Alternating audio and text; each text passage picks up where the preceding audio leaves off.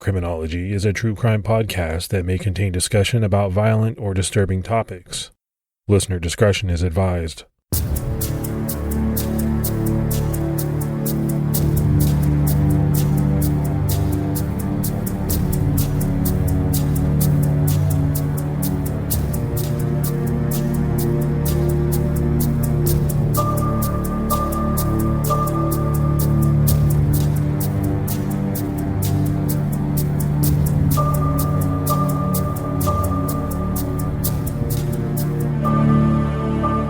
Hello, everyone, and welcome to episode 392 of the Criminology podcast. I'm Mike Ferguson.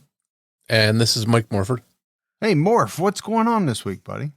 Not a whole lot. Trying to get my sleep schedule coordinated because I woke up at 2:30 in the morning and I've been up ever since. And, I hate having that sleep schedule thrown off.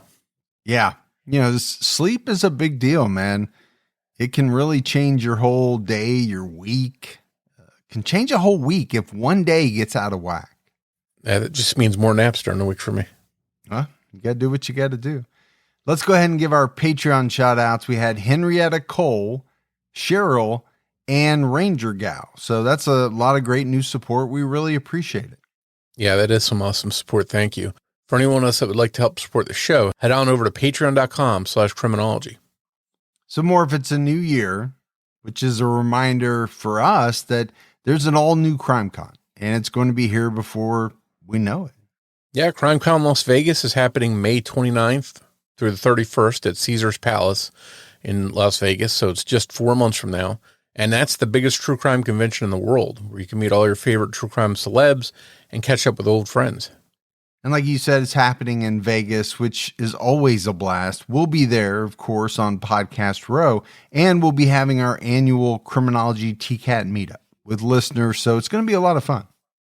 And if you're going, use our promo code, which is Criminology. That'll save you 10% on your standard badges at crimecon.com when you check out. We hope to see a lot of people there. All right, now that we have all of that out of the way, let's get into this week's case. On this show, we've talked a lot about cases involving entire families that become tragic victims of crimes, but we don't often talk about entire families that commit brutal crimes. And that's what we're going to talk about in this week's episode. Multiple terrible crimes committed by the same family, the Weaver family, over decades. This is not a good family, and when you hear what they did, you'll understand why. Let's start with Ward Weaver III and Maria Stout. Ward and Maria met in the Philippines in late 1981. Maria was born there, and Ward found himself stationed there as a cook on the USS Coral Sea right after high school graduation, as part of the United States Navy Reserve. But his military career didn't last very long at all. He was discharged in May 1982 due to dereliction of duty, likely caused by a severe drinking habit. After this, he and Maria ended up staying in the basement of his mother's house in Portland for some time. The relationship between Ward and Maria was, to say the least, rocky. In July of 1982, police were sent to speak to Maria, who was 5 months pregnant at the time, at a hospital because Ward had assaulted her. He pulled her hair, hit her, and slammed her head first into their bed's headboard. Ward was quickly arrested for aggravated assault. However, Maria didn't want to press any charges and wouldn't cooperate with the investigation, even though Ward's own mother, Trish, was there with her, begging her to stand up for herself. Trish told Oregon Live, "I kept hoping someone would listen. Someone would realize there was something wrong with this guy. Someone would pick up the ball and do something." 5 months later, in December 1983, their son, Francis Paul, was born. They didn't know it at the time, but Ward was not the biological father of Francis. By 1984, Ward, Maria, and baby Francis were living in Bakersfield, California. Ward moved his family there to be closer to his father, Ward Jr., who we'll discuss more in depth later. That August, Ward and Maria got married. They also had their second son, Alex. On June 15, 1986, when he was 23 years old, Ward was arrested for assault during what was likely an attempted rape. He had been out with friends at a bowling alley in Fairfield, California. after a fight with Maria, and he got really intoxicated. Apparently, he knocked back 6 screwdrivers and 6 beers, along with smoking some marijuana and snorting a gram of speed. He was in no shape to drive home, so his friend's daughters, 2 teenagers, were tasked with taking him home safely. On the way, he had to urinate, so the driver, a 16-year-old, pulled over. Instead of actually relieving himself once he got out, Ward grabbed a chunk of concrete and opened the passenger door. He hit the younger girl over the head, knocking her out. Then he grabbed the driver from behind, putting her in a headlock and dragging her down onto the floor of the van. So there's 2 things that actually jump out at me here. I mean, one is obviously this was a very brutal attack. You're talking about 2 young girls hitting one over the head with a chunk of concrete.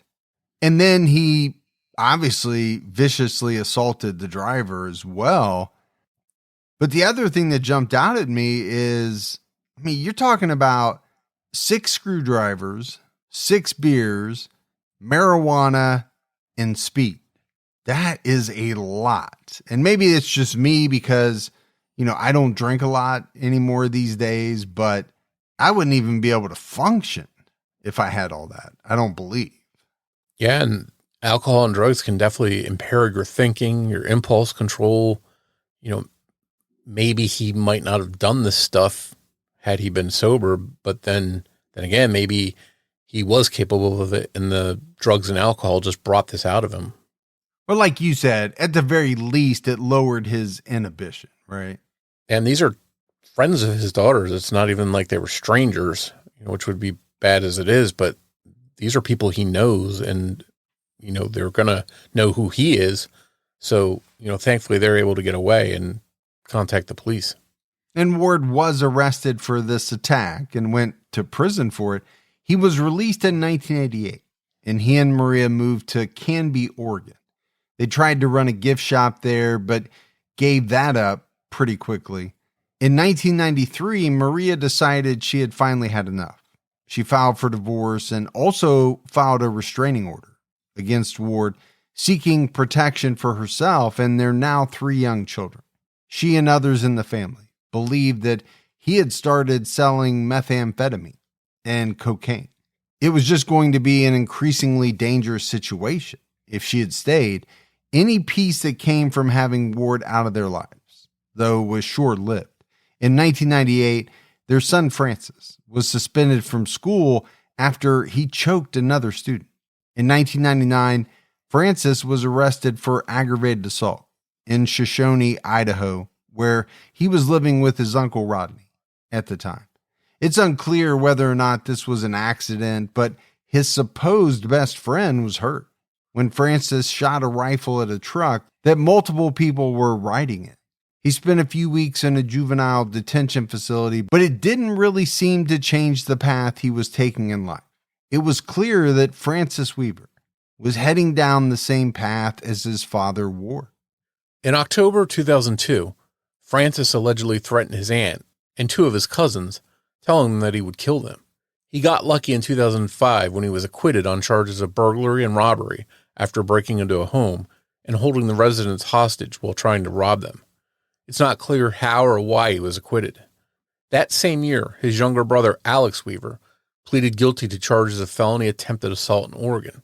He apparently hit someone in the head with a rubber mallet. He was sentenced to 2 years in prison and 3 years of supervised release.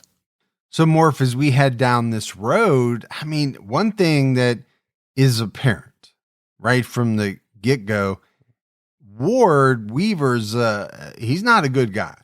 But then you see 2 of his sons start to get in trouble. A lot of people talk about the whole nature versus nurture thing. Some people think sometimes it's one or the other. Many people think it's both.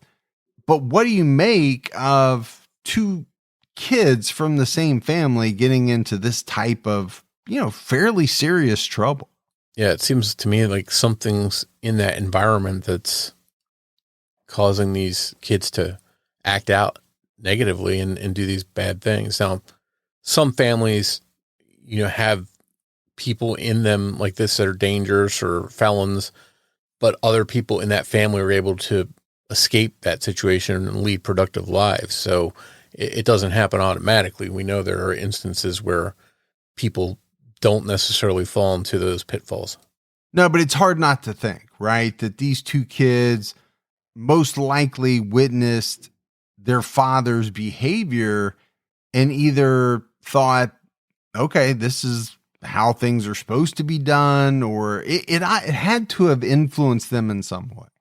Francis Weaver continued down this trouble-filled road, but less than a decade later, in February 2014, his luck ran out when he was arrested and charged with murder in Canby, Oregon. While Francis was not the one who pulled the trigger that killed a man named Edward Kelly Spangler. It was his weapon, and he was the one who had helped lure him to his death. Francis told Spangler that he could help him get rid of 15 pounds of marijuana. So Spangler drove to his home in Canby with the product in his car. After multiple unsuccessful attempts to break out one of the windows and steal the suitcase full of weed, when Spangler was away from the car, Francis's next-door neighbor, Michael Oren, shot Spangler twice while he was in the driver's seat. Spangler tried to drive away, crashing into multiple parked cars before he hit a tree, climbed out of the car, and lost consciousness, ultimately dying of his injuries. After a lengthy wait for trial on charges of murder, first and second degree robbery, conspiracy to commit first and second degree robbery, and being a felon in possession of a firearm, the 33-year-old Francis Weaver was found guilty and was sentenced to life in prison with a minimum of 25 years served before the possibility of parole. This development shocked people who knew Francis.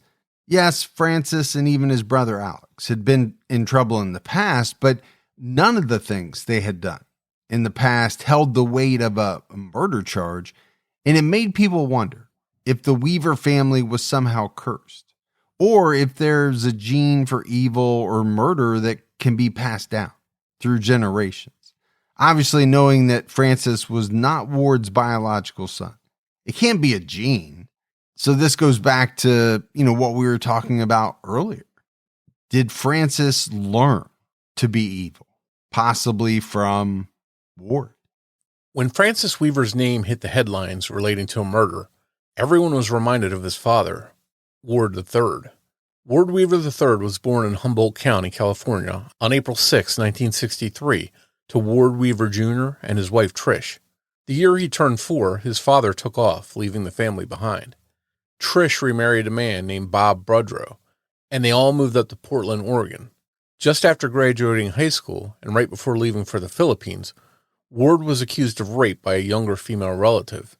It's not clear why, but prosecutors decided not to charge Ward, apparently in part because he was about to ship out, and they were happy that he would be out of the area, which is certainly some injustice for the young family member he victimized. Ward Weaver III found himself in the Philippines a free man, where he met Maria. And we already talked about his discharge from the Navy Reserve and his history of domestic violence and the attack on his friend's daughters that landed him in prison. And Morf, you and I have done cases where it seems, years ago, sometimes there was this feeling by the prosecution that it would be better if the person just left. I mean, I think some people were given the option of joining the military, leaving town. But like you said, right? Obviously, a major injustice for the person, in this case, a family member who was victimized. Yeah, that really seems like a case of, kicking the can down the road. It's somebody else's problem now. How do we know he's not going to do that same stuff in another city, or in this case, maybe in another country? I think they should have tried to prosecute him and put him in jail for whatever time they could put him in there. But that's something that we see all the time, right? Especially you go back decades. Well, let's look at his attack on these two girls who were trying to drive him home. What did he ultimately serve? A year or two? I mean, that, seems to be a pattern that we see in some of these older cases. In July of 1995, Ward Weaver III was arrested again, this time for aggravated assault, after he beat his girlfriend, 18-year-old Christy Sloan, with a cast iron skillet. Charges were ultimately dropped because, like Maria before her, Christy did not want to cooperate with authorities. She was too afraid of being on Ward's bad side to speak against him, let alone testify. And Morf, I think this is, something else that we touch on frequently. People who are in relationships where they're being abused. How tough is it for them to cooperate with authorities, testify? They're already scared to death from what they're experiencing at home, day in, day out. What are they going to do to this guy? What if it's just a slap on the wrist and then he's out? I can see why people sometimes don't want to cooperate because they're not sure of what's going to happen and what the ultimate retribution could be. Yeah, and especially with this guy, he's got a history of sort of slipping through the cracks and being out. So these are the people that have to be around him, and they know what he's capable of. So I don't blame them either for not wanting to speak out against him or press the issue with him. But despite this brutal incident, Ward and Christy got married in February of 1996. They stayed married for 4 years, but he was seeing other women most, if not all of that time. In 2002, Ward was living in Oregon City, Oregon, in a home he had been renting for the past few years. That January on the 9th, 12-year-old Ashley Pond disappeared on her way to the school bus stop, about an 8-minute walk from her unit. She was last seen by her family around 8 o'clock that morning as she headed out the door after breakfast. By 8:19, when the bus arrived, Ashley had already disappeared. However, her family didn't realize this until 6 p.m. because Ashley was on the dance team and the swim team. Because of her extracurricular activities, she was rarely home right after school. At first, many people thought that Ashley had run away and that she would eventually turn up unharmed. But as time went on, it became obvious that it was more likely that something bad had happened to her. She had been excited for a dance team practice the afternoon she disappeared. Why would she run away for something she seemed to be looking forward to so much? Just 5 months before her disappearance, Ashley had accused Ward of trying to sexually assault her. She filed a police report about the incident, but for some reason, no charges were ever filed. Multiple people had also voiced their concern, including a teacher, about Ward's inappropriate relationship with Ashley. She had been a victim of sexual assault by her own father and was incredibly vulnerable. While many viewed Ward's relationship with her as protective and paternal, others could tell something was wrong, including the teacher, who saw them kiss on the mouth and filed a report. Nothing came of any of this, even after she disappeared. And this is just absolutely despicable. I mean, there's a lot going on that's despicable here. I mean, there's allegations of, a sexual assault. Obviously, we know that Ashley goes missing. But this teacher seeing Ward kiss this 12-year-old girl on the mouth. I mean, at least the teacher filed the report, did what they were supposed to do. But then what happens, right? Seemingly nothing. You would think, especially after she disappears, all of this, the accusations, the report about seeing this grown man kiss a 12-year-old on the mouth, would put him in the spotlight. Yeah, this guy seems to be made of Teflon because nothing is sticking to him. He's got this record, and here's this incident with this young girl, and it's just basically ignored or slipped through the cracks somehow. I don't understand how that happens. And this is not a guy you want hanging around with a young girl. Based on his history, he has no business being anywhere near this young girl.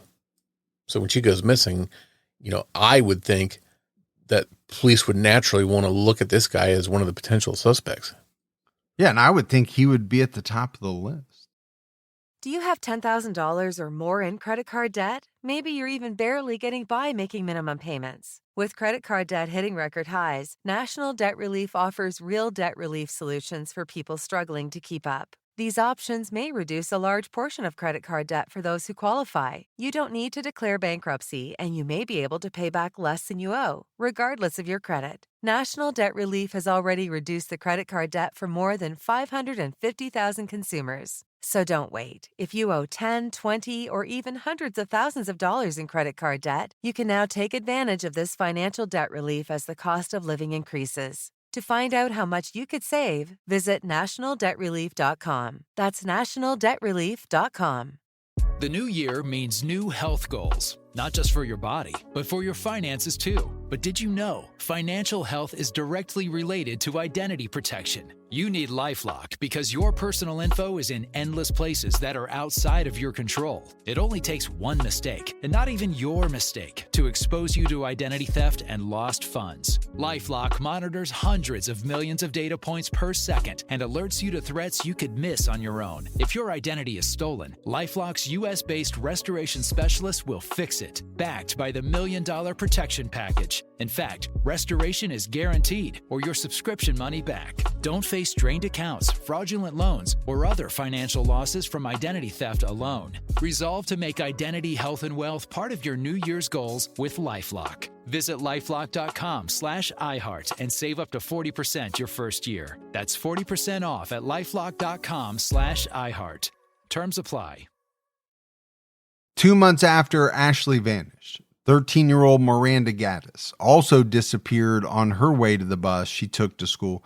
Her mother last saw her at 7:30 that morning as she said goodbye and headed out to work. By 8:19, when the bus arrived, Miranda had already disappeared. By 1:20 p.m., her mother had been informed that she didn't show up to school. Both Ashley and Miranda lived in this same apartment complex, the Newell Creek Village Apartments, and were both students at Gardner Middle School, where they were also members of the dance team. They were close friends. Miranda's disappearance renewed the thought with some people that Ashley had run away. Maybe now Miranda had gone to join her friend. Whether they had left voluntarily together or had met with foul play, as the authorities began to suspect, it seemed highly likely that their disappearances were connected. According to the LA Times, Beth Ann Steele, spokeswoman for the FBI, explained, there is a growing belief that the cases are related, and while there's a slight hope that they have run away, there is a growing belief that there was some kind of criminal activity involved. Miranda's mother, Michelle Duffy, told the LA Times and was adamant that her daughter wouldn't have gotten in the car with someone she didn't know. Other residents at the Newell Creek Village Apartments agreed when speaking to the LA Times. Neighbor Kim Hamlin said, I keep thinking to myself, it had to be someone they knew. For a stranger to have come in and violently abducted them, somebody would have had to see something, but no one did. It's like they vanished into thin air. As a safety precaution, the school buses began to pick up and drop off students directly in front of their homes. Both of the missing girls were friends with Ward Weaver's youngest daughter, 12-year-old Mallory. The two spent the night at the Weaver home multiple times, and the house he rented was right across the street from the Newell Creek Village apartment complex. Suspiciously, Ward poured a big area of concrete in his backyard, according to his ex-wife, Christy Sloan, the one he once hit multiple times with a cast iron skillet. This was just 3 days after Miranda's disappearance that the concrete was poured. The two were still married at the time it was poured, so she remembered it very well. One of Ward's young sons helped him dig the hole, not knowing what it was for. When asked, Ward claimed he was putting in a hot tub. At some point, a search dog alerted to the possible presence of human remains near the concrete slab that was supposedly for the hot tub, but authorities still felt that they didn't have enough probable cause for any kind of search or arrest. In an odd move on Ward's part, he actually participated in an interview with a reporter named Anna Song of the Oregonian. While he was answering questions, he actually walked the reporter right over the top of that concrete slab, which was pointed out during the interview. He told her, "I'm putting in a jacuzzi," and added, "The last time I checked, that wasn't against the law." He claimed that he was the FBI's #1 suspect and openly admitted that he had failed 2 separate polygraph examinations. He also walked a reporter and a cameraman through his home, taking them right past a deep freezer that investigators would later come to believe was used to hold at least one of the bodies for some time. And more, there are a lot of killers who do everything in their power not to draw any attention to themselves, but there are quite a few who seem to almost revel in the attention. I mean, he didn't have to do an interview with this reporter, and he doesn't have to take them on a tour of the home. The thing that really jumped out at me is him saying, "Hey, I'm the FBI's #1 suspect. I failed 2 polygraph exams." It's almost like he's getting a thrill from knowing he's done something, but they can't prove it. It's almost like he's thumbing a nose at the investigators. Like, you can't do anything, and I'm giving you all these hints. He might as well have a red flashing light above his house that says suspect with, his history, the inappropriate stuff with one of the girls that's missing, the fresh concrete poured. I don't know how you could make yourself look any more suspicious. In August of 2002, months after the girls had vanished, 22-year-old Francis Weaver actually called 911 on his own father. This is part of why so many people were shocked when he was later involved in a murder. He seemed to be the one that was going to break the cycle. Francis reported to authorities in that call that Ward had sexually assaulted his girlfriend, and he had choked her when she tried to resist him. She was able to get away from him, completely nude and covered in nothing but a shower curtain. She ran from the home screaming. Authorities responding to the call noted that the home was nearly empty, and Ward's car was full of his belongings. It looked like he had been about to skip town when he seized the opportunity to attack his son's girlfriend. He asked her to help him move something to the car, and when she bent over to grab it, he pounced on her. Ward Weaver was arrested and charged with the attempted aggravated murder and rape of Francis's girlfriend. After the arrest, one of his sons, reports differ on which one, told investigators that he believed his father was involved in the disappearances and what he thought were likely to be the murders of Ashley Pond and Miranda Gaddis. While Ward was in custody, his property was searched, and it brought the answers no one ever actually wanted: the worst case scenario.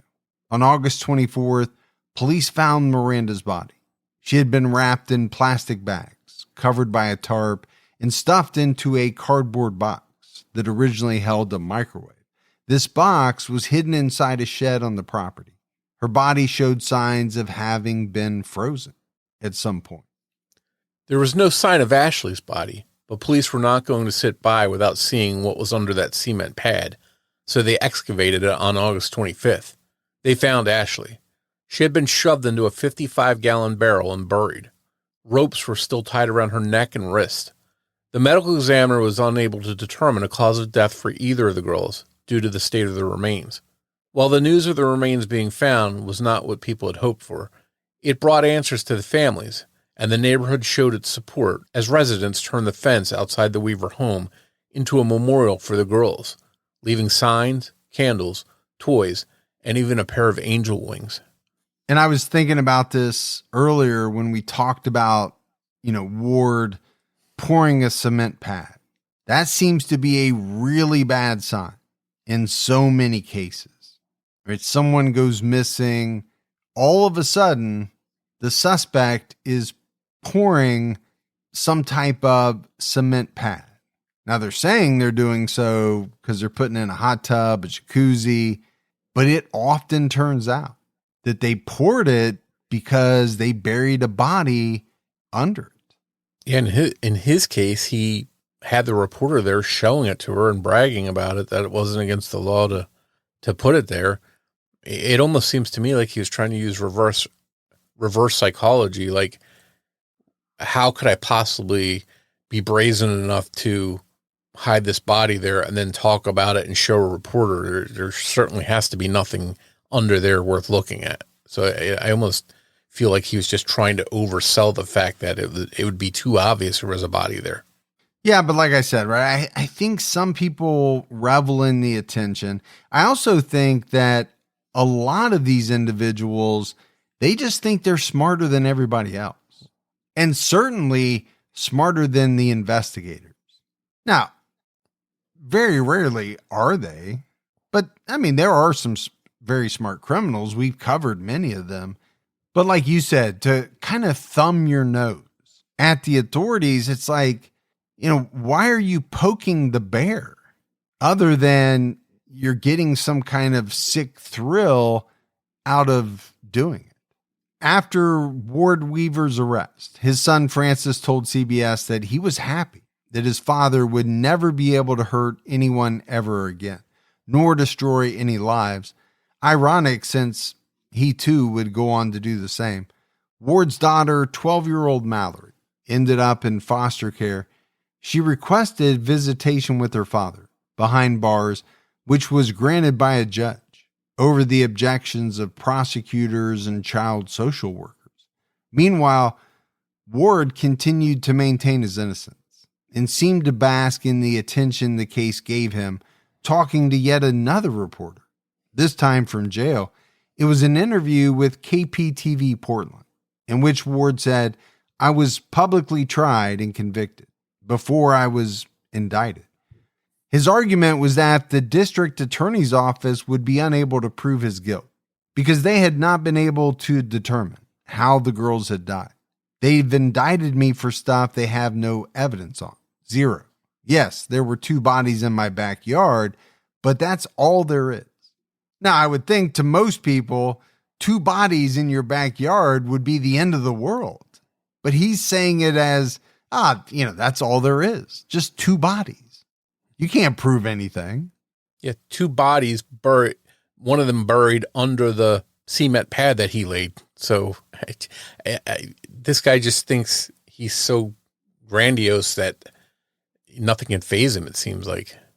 Yeah, I mean, it's pretty hard to make the argument that somebody else put at least that body there, right?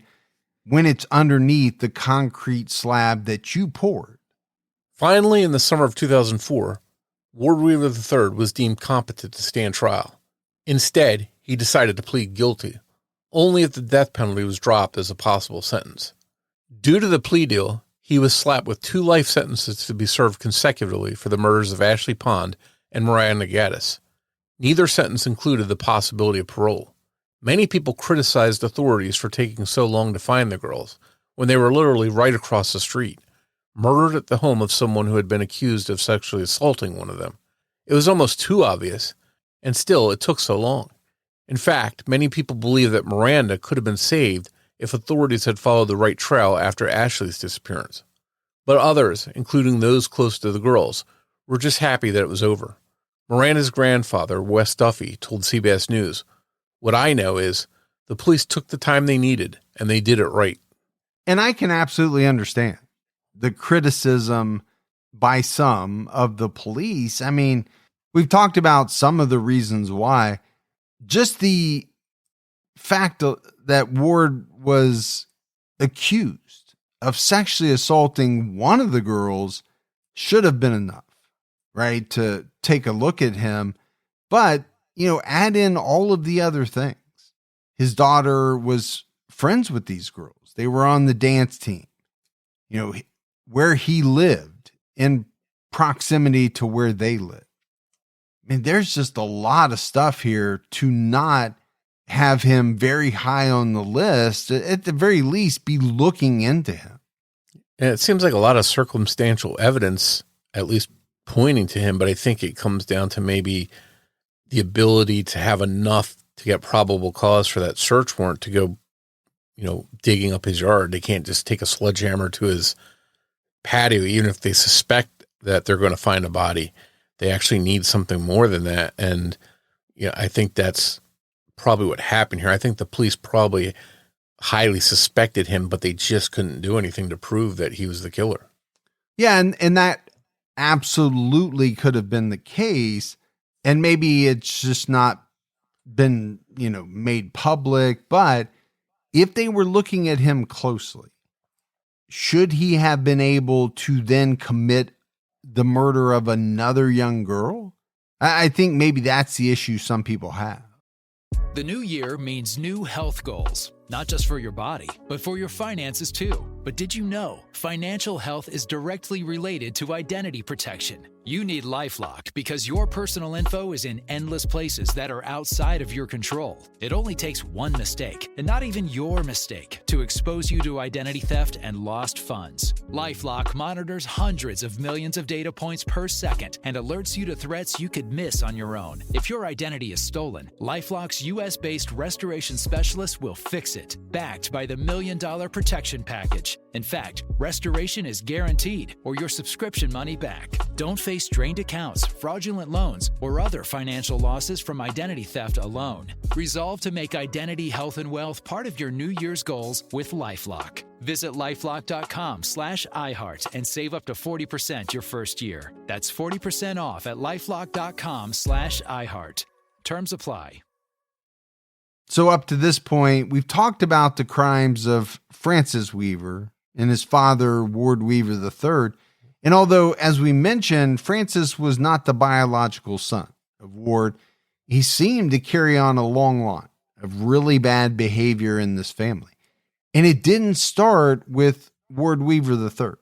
It started with his father, Ward Weaver Jr. We mentioned earlier that Ward Weaver III had moved his family to Bakersfield to be closer to his father, Ward Jr. Well, that was true in a way, because geographically they'd be close. But what we didn't mention earlier was that they were there to support Ward Jr. because he was awaiting trial for his own criminal deeds, a double murder that was eerily similar to the murders his son Ward would later commit. So let's talk a little bit about Ward Weaver Jr. In early May 1981, 18-year-old David Galbraith and his 15-year-old girlfriend were hitchhiking in Oregon when they were picked up by Ward Weaver Jr. He drove them all the way to the Oxnard, California area. When they arrived, Ward stopped at a payphone and called a man named Jared Daniels to come meet them. When he arrived, he took David at gunpoint and drove him to a secluded area along Highway 33 near Rose Valley and opened fire on him.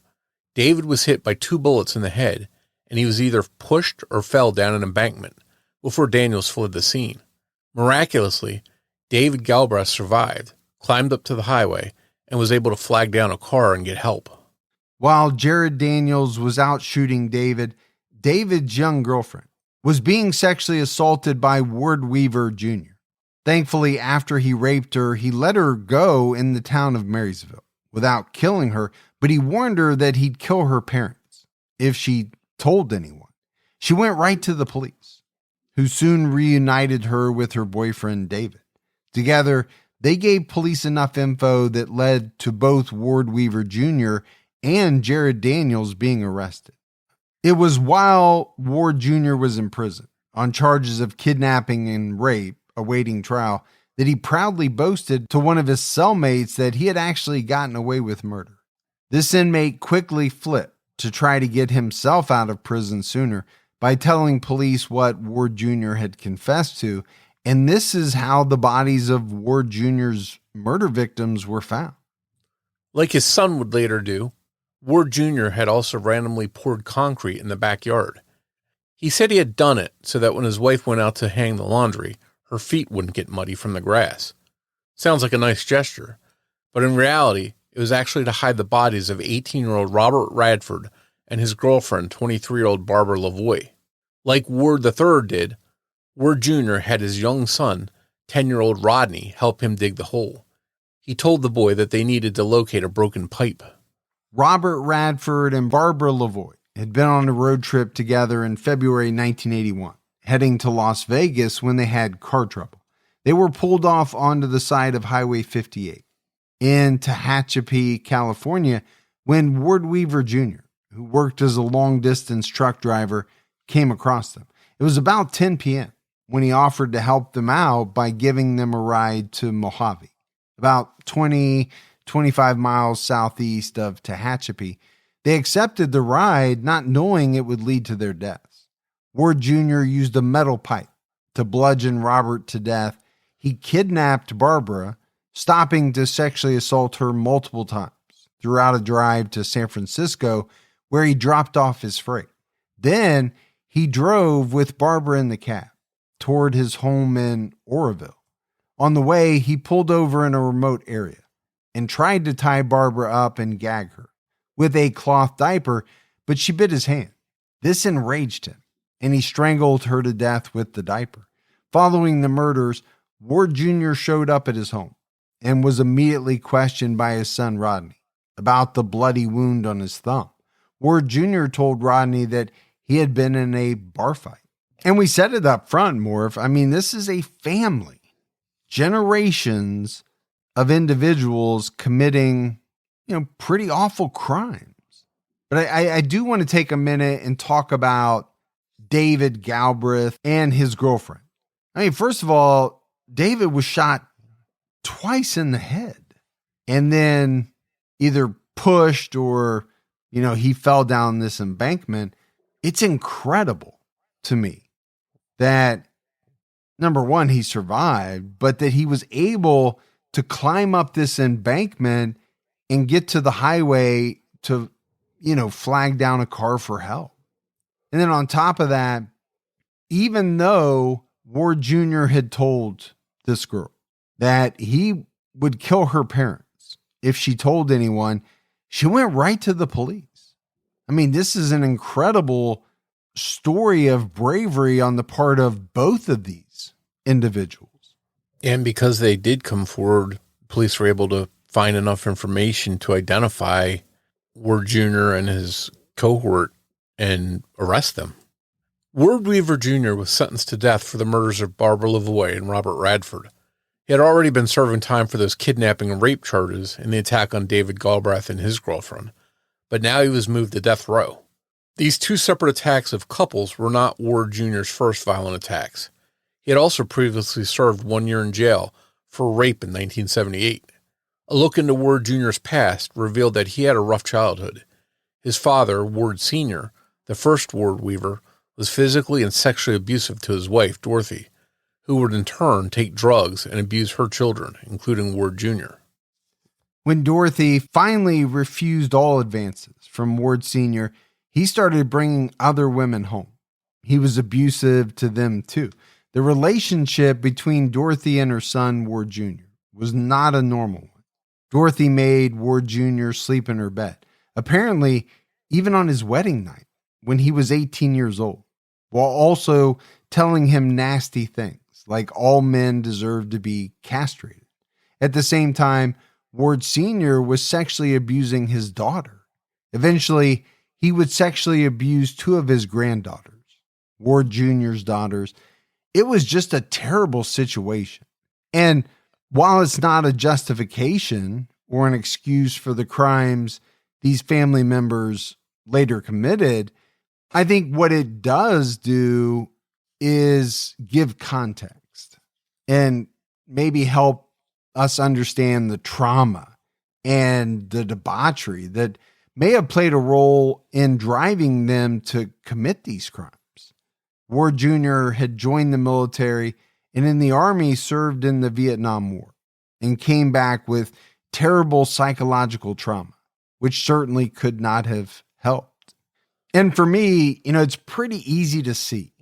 There was a cycle of violence. Started with Ward Sr. Well, who would have witnessed that? Ward Jr. Ward Jr. became violent. Who would have witnessed it? Ward Weaver III. It's impossible for me not to believe that some of the behavior that these people witnessed played a large part in them ultimately committing their own crimes. It's well known that people that are abused many times go on to abuse others. So it's not surprising at all that these men in this family that went through this would go on to do it to other people. But I do think it's interesting to think how some people go through terrible experiences of abuse and this kind of life, but don't turn out to be serial killers, because there are a lot of people that go through terrible stuff like this and don't wind up killing people. So I wonder what it is that makes some people cross that line and go over to that dark side where they commit these kinds of crimes. Well, and there's also people that experience horrible abuse that don't go on to abuse anybody. And that's why I kind of think in a case like this, you probably can't point to just one thing, right? It's an amalgamation of a lot of different things. You know, could it be genes? I don't know. You know, there's so much debate about that, but there's no doubt that what they experienced had to have played a part. After Ward Weaver Jr. was arrested, investigators in the Northwest wondered if he could be responsible for other murders in that area. According to prosecutor Ron Shoemaker, Ward Jr.'s trucking logs put him in the vicinity of around 24 unsolved hitchhiker disappearances or murders throughout the states of Washington, Oregon, and California. While Shoemaker found it unlikely that Ward Jr. was actually responsible for all the cases, he did tell Bakersfield.com, but a good percentage, I bet he did. If he's correct, that would make Ward Jr. a serial killer and the Weaver family's collective crimes even more awful. On March 4th, 2007, Ward Weaver III was attacked by fellow inmate Marvin Lee Taylor, who worked as a barber at the Snake River Correctional Institution. While cutting Ward's hair, Taylor used a shank to stab him in the shoulder and neck. Ward was treated at the infirmary, and he survived the incident. In 2009, Miranda Gaddis' younger sister, Mariah, visited Ward Jr. at the Oregon State Penitentiary and asked him questions about what he did to her sister and to Ashley Pond. She told the Portland Tribune, "I had to know what happened. It was the only way I could put it behind me." Mariah, like many other young girls in the area, was shocked. When Ward was named as a suspect, he had made a big impression on them as a fun, kind, and giving man. Mariah told the Tribune, "He gave us money and told us to get something to eat. Then we said it was hot, and he went out and bought us a pool.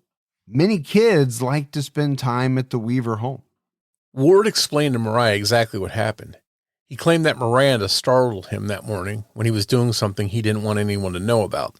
So he told Miranda that Ashley had returned home and was inside his house. Miranda, of course, ran right over her, and she was killed right away. He claimed that he had only killed Ashley so that he wouldn't get into trouble for sexually assaulting her. Ward told Mariah that he used his hands to strangle both girls. He also revealed to Mariah that she would have been next. Whether this was just a power play for thrills or the truth, it still had to be chilling to hear. This meeting left Mariah incredibly depressed. She told the Tribune, "When I got home, I started dwelling on all the things he said. I couldn't get it out of my mind, and I felt like killing myself." And I understand, wanting to talk to somebody like this, get the truth. Oh man, I just don't know. I don't know if it's a good thing. And in this situation, it sounds like, at least for Mariah, it probably wasn't. If it put her in such a bad state of mind later on. Yeah, I think she really wanted answers and maybe just wasn't prepared for the darkness that he'd be revealing to her. And I'm sure he got a thrill out of it too, because he probably felt pride in reliving it and was excited. And even in telling her that she would have been a victim, he probably got some enjoyment out of that too. So, she went there looking for answers, and I think, maybe it didn't help her as much as she hoped it would. Well, let's face it, these guys are, looking for power. And once they're incarcerated, they have so very little of it. So an opportunity like this to exert his power over someone else again, he would revel in that. That would be a big deal to him.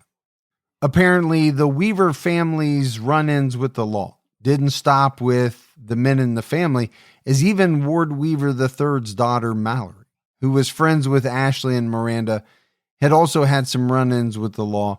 She was acquitted in December of 2010 on charges of attempted assault, disorderly conduct, criminal trespassing, and harassment after she allegedly attacked a hospital security guard. And we've been talking throughout this episode, right? What was the cause of all this? Was it learned behavior? Was there some kind of evil gene being passed down from generation to generation? That last one seems unlikely, as Francis Weaver was not the biological son of Ward III, and Ward III was not raised by his father, Ward Jr. He didn't have a ton of interaction with him growing up. So in the end, I think it's really kind of hard to say why this family did the terrible things that they did. But for me, I still lean towards the environment, the nurture side, more than I do the evil gene side of things. And I think retired Kern County Detective Glenn Johnson has his own theory. He told the Daily Iowan, "Our parents are our teachers, and Ward Weaver III had a horrible teacher in his father." Another retired Kern County detective, Gary Davis, told the Iowan, "It seems like he set out to get a cell next to his father." They had both worked the investigation into Ward Weaver Jr. You have to wonder how many Weaver family members are out there in total, and if they are law-abiding citizens trying to distance themselves from the criminal element of the family. Or might there be some family member who could be headed down the same path? 81-year-old Ward Francis Weaver Jr. is currently incarcerated at the California Healthcare Facility in Stockton. 62-year-old Ward Francis Weaver III is serving his sentence at Two Rivers Correctional Institution in Umatilla, Oregon. 43-year-old Francis Paul Weaver is still behind bars at Eastern Oregon Correctional Institution in Pendleton. His earliest release date is in October of 2030. So, Morf, as we wrap this case up, we're really looking at 3 generations of family who are behind bars. I mean, obviously they are where they belong. They did the things they were accused of, right? They were found guilty. In some cases, even confessed to it. But I think this is a big reason why, this case is shocking to so many people. How can you have so many people in one family, 3 different generations who are involved in, very horrible, despicable crimes?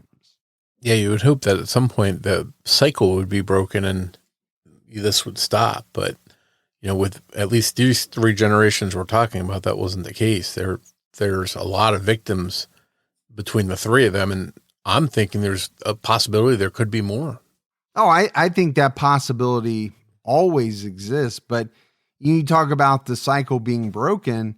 I think it's hard when you're witnessing the kind of behavior that each subsequent generation was witnessing. Not impossible. People do it all the time, but it has to have a psychological effect, right, on you. You're seeing things that at a young age you shouldn't be seeing. You're seeing violence.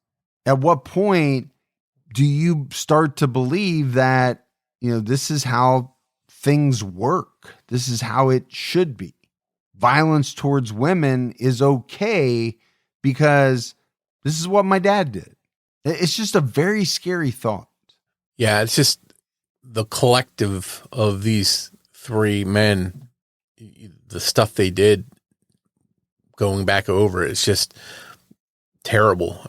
Each one sort of their own portion of just a frightening story. It's each has their own chapter. And the crimes, each one we went through they seem like they got worse and worse. Like there's no bottom to what these guys were capable of. No, and I'm with you. There's probably a lot we don't know about.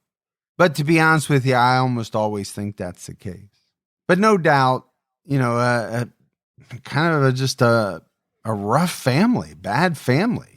At least the men, right? The men in the family were and I'm sure still are because they're alive, just not good people. But that's it for our episode on the Weavers. As always, if you haven't done so yet and you love the show, go out, take a minute, leave us a rating, a review. Also, keep telling your friends.